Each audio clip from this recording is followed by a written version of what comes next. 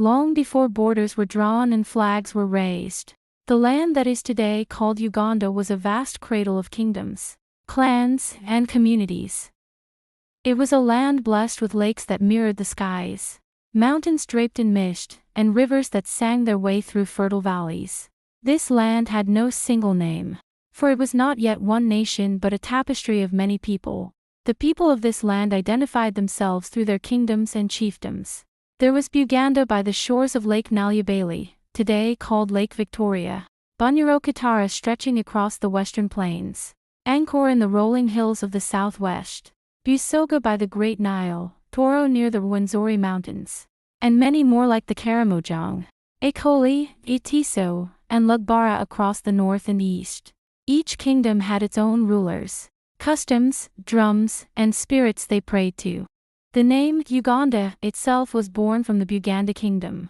When the first explorers and later the British arrived in the 19th century, they were received in Buganda, which was already a powerful, organized state ruled by the Kabaka king. Hearing the name Buganda, the foreigners misunderstood it and called the whole region Uganda. Over time, this name extended beyond Buganda to cover all the other territories that were later brought together under colonial rule. But how did this land, with so many different peoples, become one country?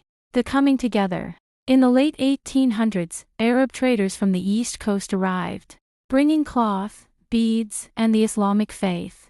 Soon after, European missionaries and explorers followed, carrying the Bible and tales of a new world order. Among them was the British, who admired the political strength of Buganda. Through treaties, alliances, and sometimes wars, they slowly tightened their grip on the land. The British declared the area a protectorate in 1894. Not a colony, because they ruled indirectly, through the kings and chiefs. This decision shaped the Uganda we know today. By stitching together the many kingdoms and societies, they created borders that did not exist before.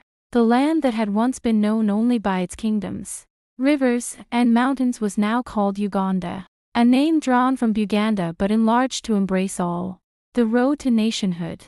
Even though the name Uganda came from outside, the spirit of its people gave it meaning. Over time, struggles for freedom grew. Chiefs, kings, and common people alike began to dream of self-rule. The voices of leaders like Ignatius Musatsi, Benedicto Kiwanuka, Milton Obote, and Kabaka Mutesa II rose, calling for independence. Finally, on October 9, 1962, Uganda was declared an independent nation. The many peoples, Bunyoro, Baganda, Busoga, Banyankole, Ankole, Langi, Itiso, Bijisu, and more, now stood together under one flag. As one nation, though still proud of their unique roots.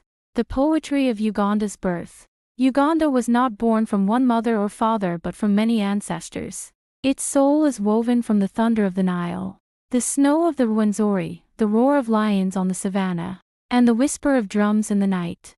Before it was Uganda, it was Kidera, Buganda, Ankole, Busoga, Karamoja, and dozens of other homelands. Its true ancient name was not one, it was many names. But together, they became Uganda. So, Uganda came into existence first as a union of kingdoms and chiefdoms, later shaped by the British Protectorate, and finally reborn in independence. Its name, borrowed from Buganda, is now a symbol of all the peoples who share its lakes, mountains, and skies.